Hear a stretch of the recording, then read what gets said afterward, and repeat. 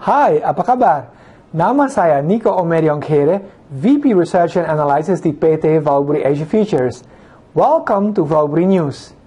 Hari ini saya ingin menyampaikan laporan research terbaru kami mengenai Is Oil's Historic Slide Really Finished? Di mana kita akan melihat bersama-sama apakah penurunan harga di pasar minyak telah selesai atau tidak. Oke, dalam beberapa slide ke depannya kita akan melihat apakah level terendahnya di pasar minyak telah tercapai dan kita selanjutnya akan cenderung naik trennya. Nah, kalau kita melihat slide pertama, kita bisa melihat bahwa telah diselesaikan dua siklus dalam pasar minyak dan kita sekarang berada di siklus ketiganya. Nah, perlu disampaikan juga bahwa harga minyak kemarin benar-benar melonjak naik selama 2 bulan terakhir ini dari sekitar 26 US dollar per barrel ke sekitar 44 US dollar per barrel. Itu kenaikan yang sebesar 68%, itu luar biasa memang. Tapi pertanyaan sekarang adalah apakah ini akan dilanjutkan ke depannya atau tidak. Karena kalau kita melihat ke belakangnya siklus pertama, kita naik dari 44 hingga 60. Tetapi setelah itu kita membentuk lower low atau level terendah yang lebih rendah di sekitar 38. Lalu kita melihat siklus kedua, di mana harga minyak kembali naik dari 38 hingga 49. Tetapi sekali lagi pada akhirnya turun dan membentuk lower low atau level terendah yang lebih rendah. Kita melihat di sini di level sekitar 27. Itu tentunya lebih rendah ketimbang level terendah sebelumnya di 38. Dan sekarang kita melihat kita naik dari level terendahnya di sekitar 26. Naik sampai kemarin perlu dicatat lebih naik lagi ke sekitar 44,83. Dan sekarang apakah kalau kita misalnya turun, apakah kita akan mencapai level terendah yang lebih rendah atau tidak? Nah, nanti saya akan coba menjawabnya di slide-slide berikutnya ya. Tapi sebelumnya, kita perlu menjawab pertanyaannya, kenapa sebetulnya harga minyak itu bisa melonjak naik 68% hanya dalam hitungan 2 bulan? Apakah itu misalnya karena supply atau pasokan minyak itu turun secara signifikan? Kalau kita melihat, tidak. Lalu kalau kita mempertanyakan apakah permintaan memang melonjak belakangan ini? Itu pun tidak. Nah, ternyata jawabannya adalah harga minyak itu melonjak naik karena positioning atau posisi-posisi yang diambil oleh investor retail atau spekulator boleh dikatakan. Dan juga nanti kita akan melihat di slide berikutnya oleh hedge funds atau manajer keuangan. Nah, kita melihat dalam 5 minggu terakhir ini, positioning itu naik paling banyak sejak tahun 2011. Di mana net spec longs atau posisi beli itu benar-benar naik banyak sekali. Kita melihat yang diwakili oleh garis hijau di sini. Nah, artinya kalau misalnya orang-orang pada saat ini, terutama spekulator, punya begitu banyak posisi beli, seperti misalnya terjadi juga di tahun 2011, dikhawatirkan bahwa nanti ke depannya akan terjadi koreksi. Kenapa demikian? Karena terlalu banyak posisi beli ketimbang posisi jualnya. Nah, sebelumnya pada tahun 2011 terjadi hal yang sama dan kita melihat setelah itu harga minyak turun 35%. Nah, sekarang pertanyaannya apakah itu hal serupa akan terjadi ke depannya? Well, I don't know. Tapi yang jelas adalah ketika begitu banyak posisi beli ketimbang posisi jual, pada umumnya memang akan terjadi koreksi. Lalu hal yang sama juga tercermin di grafik berikutnya di sini, di mana kita akan melihat manage money positions.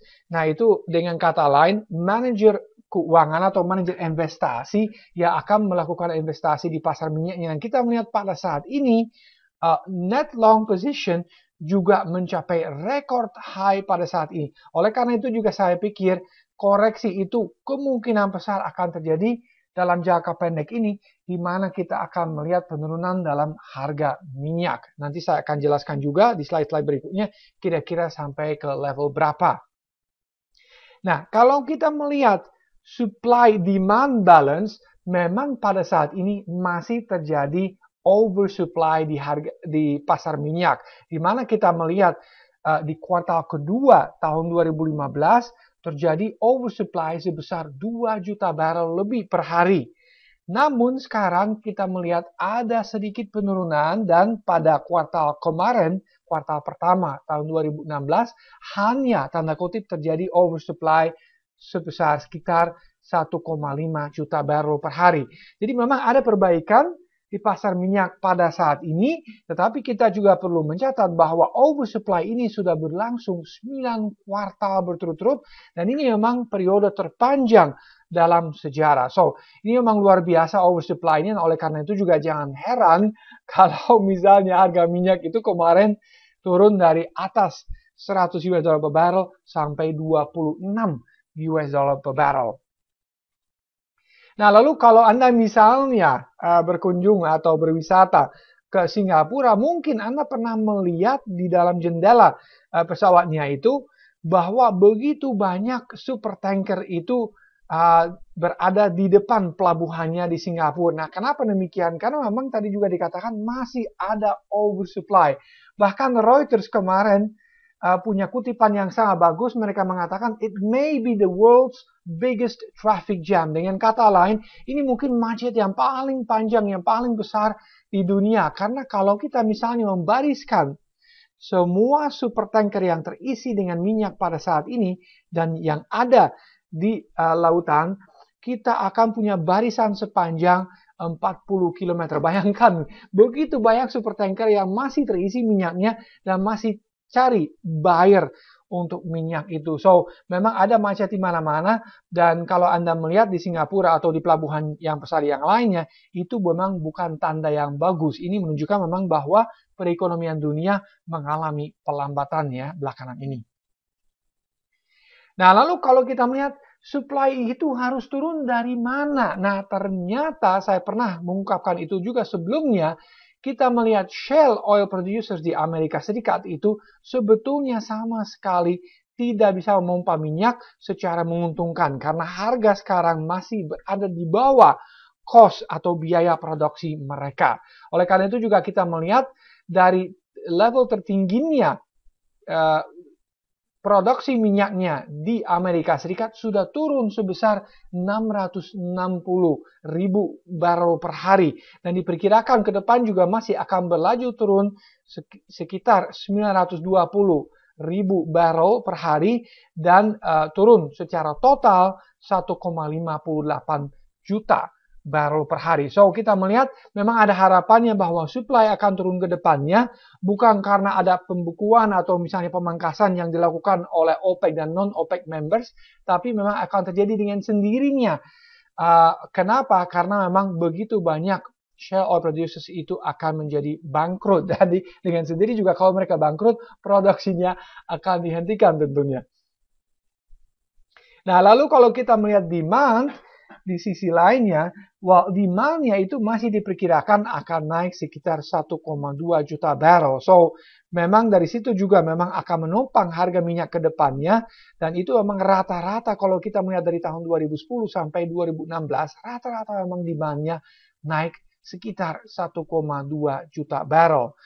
Memang ada satu catatan dan satu kekhawatiran bahwa memang akan terjadi demand destruction lagi seperti pernah terjadi sebelumnya di sekitar tahun 2008-2009. Kita tahu bersama apa yang terjadi pada saat itu, terjadi global financial crisis.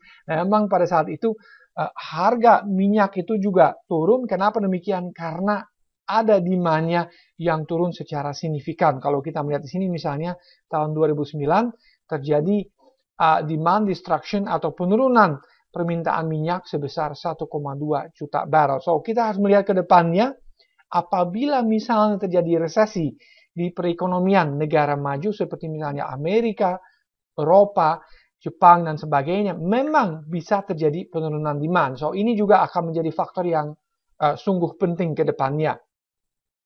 Namun kalau kita melihat misalnya demand-nya dari Asia dan terutama dari China, itu masih sangat tinggi. Kita misalnya melihat sampai dengan 3 bulan pertama, itu sudah naik demand-nya di China sebesar 12,3%.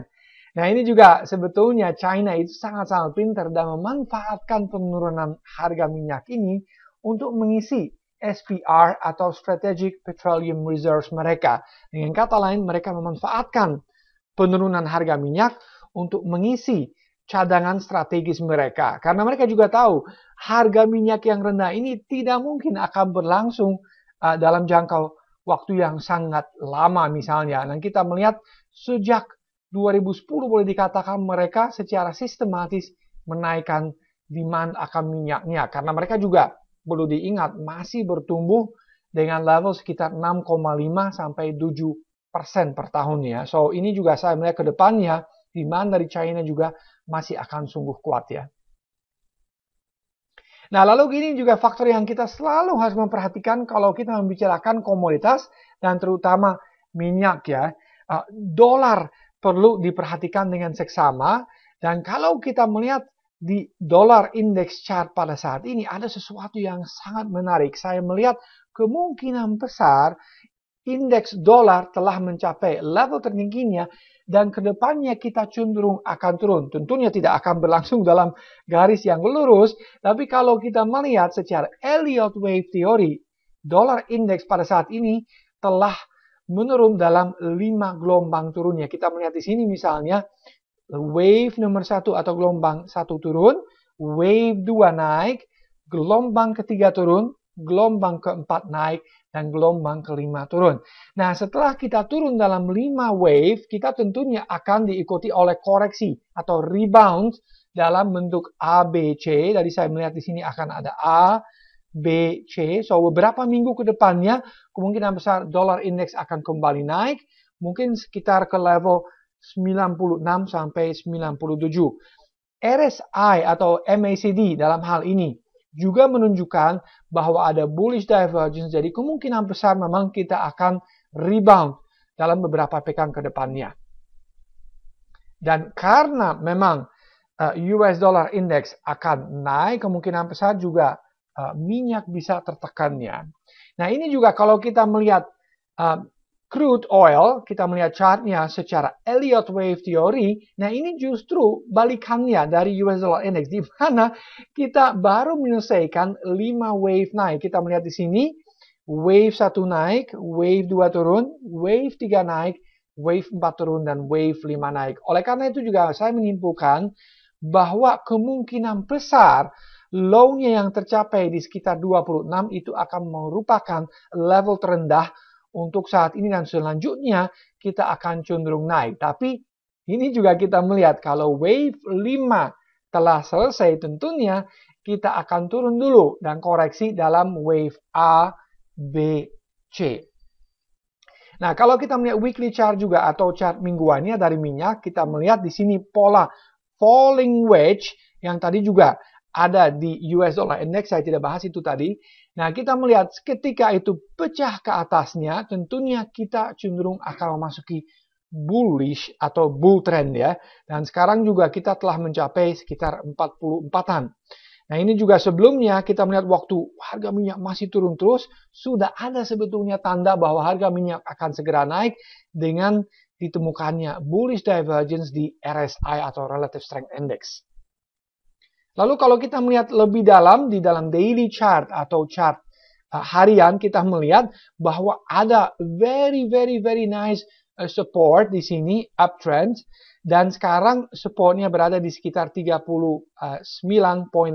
Perhatikan juga uptrend atau support tentunya itu akan naik hari demi hari, dan itu setiap minggu naik sekitar 50 sen. So, jangan bilang kalau misalnya pecah 39.50 itu baru akan menunjukkan bahwa kita akan masuk koreksi. Tentunya hari demi hari ini akan sedikit naik. Ya, perhatikan itu. Kita punya di RSI dan di MACD suatu signal yang menunjukkan bearish divergence. Oleh karena itu saya memperkirakan juga dalam waktu dekat ini, katakanlah beberapa pekan ke depannya, akan terjadi koreksi terlebih dahulu sebelum kita melanjutkan kenaikannya. Sekali lagi juga kita melihat di sini wave 1, wave 2, wave 3, wave 4, dan wave 5 yang masih berlangsung pada saat ini. Nah, kalau kita bicara koreksi nanti ke depannya kira-kira sampai ke berapa, tentunya untuk itu kita harus melihat Fibonacci retracement. Nah, kalau kita melihat Fibonacci retracement 38,2% hingga 61,8%, wow, boleh dikatakan bahwa harga minyak dalam A, B, C kemungkinan akan berhenti di antara 33 hingga 37 US dollar per barrel. So, perhatikan level-level ini. Kemungkinan level ini akan merupakan zona support yang sangat bagus untuk membentuk posisi baru, posisi buy di harga minyak. Tapi untuk sementara waktu mungkin sell on strength adalah strategi yang paling bagus ya. Dan terakhir ada kutipan atau quote yang sangat bagus dari Erd Berman yang merupakan petroleum geologist and professional speaker. Dia pun mengatakan, saya melihat ke depannya, harga minyak meskipun bisa turun, tapi kemungkinan besar masih akan bertahan di atas 30. Nah, itu ada kecualinya. Kecuali, tadi juga saya bahas, kalau misalnya perekonomian dunia itu masuk resesi lagi, nah itu mungkin saja bisa mencapai level yang lebih rendah lagi. Dan sebaliknya, kalau misalnya terjadi instabilitas di Timur Tengah, wah itu akan mendongkrak harga minyaknya. Tapi secara overall boleh dikatakan akan terjadi koreksi di pasar minyaknya dalam beberapa pekan ke depannya. Jadi untuk merangkum kembali, kita bisa melihat bahwa kemungkinan besar level terendah di pasar minyak telah tercapai di sekitar 26 US dollar per barrel. Dan selanjutnya kita cenderung akan naik. Namun perlu disampaikan juga, kita tadi melihat di slide dengan Elliott Wave Theory bahwa kita telah atau sedang menyelesaikan wave nomor 5 naik. Oleh karena itu, dalam jangka pendek kita akan turun dalam wave A, B, C, dan target koreksi adalah 33 hingga 37 US dollar per barrel. Jika Anda misalnya pada saat ini mau sell on strength, itu strategi yang sangat bagus menurut saya. Dan sebaliknya, jika Anda mau nunggu sampai masuk zona koreksi, itu pun strategi yang sangat tepat menurut saya. Sekian dari saya untuk saat ini. Sampai jumpa di video komentar berikutnya.